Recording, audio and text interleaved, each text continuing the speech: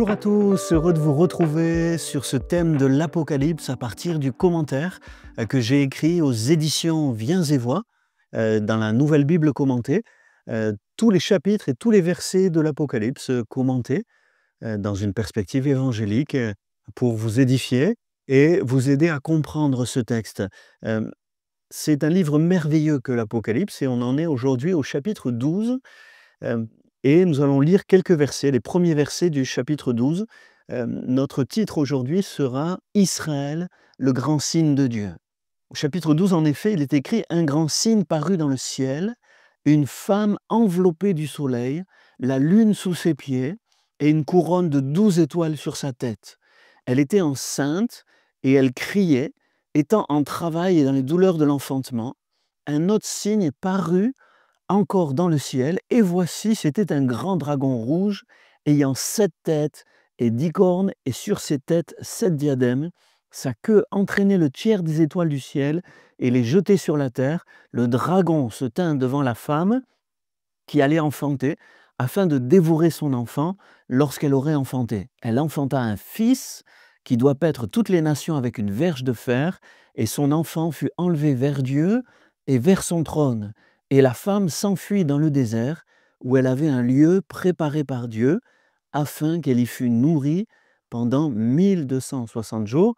Et on dit Amen à la parole de Dieu. Et donc, ici, on a tout de suite un grand signe qui paraît dans le ciel. Et ce que j'aimerais dire, c'est qu'on est ici à la moitié de l'Apocalypse. On a passé les cycles des sceaux, des trompettes, et on rentre dans un nouveau cycle qui est consacré au grand combat entre le bien et le mal.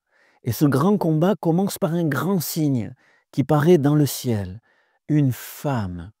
Et ce que je trouve intéressant, c'est que ce passage souvent était appelé la femme et le dragon, c'est vrai. En fait, il y a 2 signes. Il y a le signe de la femme et le signe du dragon. Mais ce que j'ai trouvé vraiment intéressant, c'est pour ça que je veux mettre l'emphase sur ça, c'est que verset 1, un grand signe dans le ciel, la femme. Verset 3, un autre signe dans le ciel. Et donc, le dragon va être grand aussi. C'est un grand dragon. Donc, c'est clair que le diable, c'est aussi un grand signe. Mais l'expression grand signe est utilisée pour la femme. Et le dragon, c'est un autre signe. Comme pour dire, on s'est beaucoup fixé sur le diable, mais c'est un autre signe qui va nous dire quelque chose, bien sûr, j'y reviens. Mais le signe principal, le premier, celui qui est appelé grand, le plus important sur lequel on doit fixer notre attention, c'est cette femme. Cette femme qui est enveloppée du soleil, qui a la lune sous ses pieds et une couronne de 12 étoiles sur sa tête, et qui apparaît dans le ciel, donc qui, aux yeux du ciel, a une gloire extraordinaire, qui vaut plus que la lune, qui pourtant, au Moyen-Orient, la lune, c'était ce qui réglait le cours des mois. Hein. On était souvent sur un calendrier lunaire. Donc la lune était importante. Le soleil, bien sûr, aussi était divinisé, les étoiles. Ici, elle a 12 étoiles sur sa tête. Donc l'indication est très claire. 12 étoiles, c'est le peuple de Dieu. C'est le peuple de Dieu. Avec une question qu'on s'est souvent posée, c'est est-ce qu'il s'agit d'Israël, est-ce qu'il s'agit de l'Église, est-ce qu'il s'agit des deux? Or, pour moi, la suite est claire, puisque le texte dit qu'elle était enceinte, qu'elle criait, qu'elle était en travail, elle avait les douleurs de l'enfantement, et juste après, il est dit qu'elle va enfanter un fils, verset 5, un fils qui doit paître toutes les nations avec une verge de fer. Et donc là, ça renvoie à une prophétie de l'Ancien Testament qui désignait ainsi le Messie. Donc, c'est la femme qui engendre le Messie. C'est le peuple de Dieu, représenté sous une forme d'une femme, qui engendre le Messie. Ça ne peut pas être Marie. Et même les commentateurs catholiques disent, mais non, ce n'est pas Marie. Il y a un culte de Marie chez les catholiques, mais ici, dans l'Apocalypse, ce n'est pas Marie, parce que c'est le peuple de Dieu. Marie, elle n'est pas le peuple de Dieu. Ce n'est pas non plus l'Église, parce que l'Église n'engendre pas le Messie. L'Église est engendrée par le Messie, mais elle n'engendre pas le Messie. Il n'y a qu'Israël qui répond à cette description, qui est à la fois le peuple de Dieu et qui a donné naissance au Messie. Et donc ce grand signe, c'est Israël, au cœur de l'Apocalypse. Il y a un grand signe, c'est Israël, avec tout de suite comme un un opposé, un opposant à Israël, le diable. Le diable à l'origine de l'antisémitisme et de tout ce qui va s'opposer à Israël. Le diable ici, qui est décrit comme un grand dragon rouge qui a 7 têtes et 10 cornes, on y reviendra avec des diadèmes, donc voilà, une dimension royale. Il veut régner, en tout cas il a la prétention de régner, d'être fort, hein. Les cornes c'est signe de force, les têtes, signe d'autorité aussi. Donc il a cette prétention de régner, il entraîne avec lui le tiers des étoiles du ciel, on le reverra dans la prochaine vidéo, mais il se tient surtout devant la femme afin de dévorer son enfant. Et on le sait par les évangiles, le diable va attaquer Jésus, le Fils de Dieu.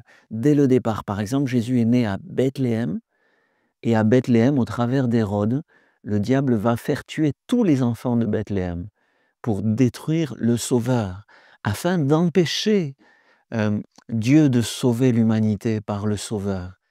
Il essaye de profiter de la vulnérabilité du Fils de Dieu qui s'est incarné dans un petit enfant, dans un bébé. Et il se dit, je vais le tuer à la racine, je vais le faucher à la racine, je vais l'exterminer tout de suite. Il essaye, c'est un drame en Israël, tous les enfants autour de Bethléem, jusqu'à l'âge de 2 ans, sont mis à mort, mais prévenus par le Seigneur, Joseph part avec l'enfant et l'enfant est sauvé. Vous pourrez retrouver l'histoire dans l'Évangile. En tout cas, on voit que le diable s'est acharné contre le Fils de Dieu au point de tuer des enfants nouveau-nés pour pouvoir le tuer, mais comme le montre le texte, l'enfant est enlevé vers Dieu et vers son trône. Donc l'enfant va être protégé. Il va être protégé aussi quand il grandira, il va être protégé jusqu'à la mort et la résurrection. Le diable ne pourra pas arrêter le Fils de Dieu. Il ne pourra pas non plus, et c'est ça la bonne nouvelle de ce texte, non seulement il ne pourra pas arrêter le Fils de Dieu, mais il ne pourra pas non plus, malgré qu'il entraîne avec lui le tiers des étoiles du ciel, peut-être le tiers des anges qu'il a suivis, on le verra, mais malgré qu'il donc s'acharne, il ne peut pas arrêter le Fils de Dieu, il ne peut pas arrêter non plus la femme qui est mise dans le désert, nourrie, protégée providentiellement. C'est un peu comme le Pharaon qui a essayé d'arrêter Israël, mais qui n'a jamais pu arrêter Israël. Pendant un temps, le Pharaon a tenu en esclavage le peuple de Dieu, mais au temps favorable, Dieu l'a secouru, Dieu l'a délivré, et le désert a été aussi un lieu où Dieu a gardé son peuple, l'a nourri, protégé jusqu'à des temps meilleurs. Et pour finir juste cette vidéo, oui, le grand signe de Dieu, c'est Israël. Israël qui est pourchassé par le diable à la vie, à la mort, mais qui n'a jamais pu être arrêté. Israël a souvent été atteint, touché, comme le Fils de Dieu était touché quelque part et mis à mort par les hommes, par la haine des hommes, mais Jésus est ressuscité, Israël existe encore, le diable est vaincu, gloire à Dieu.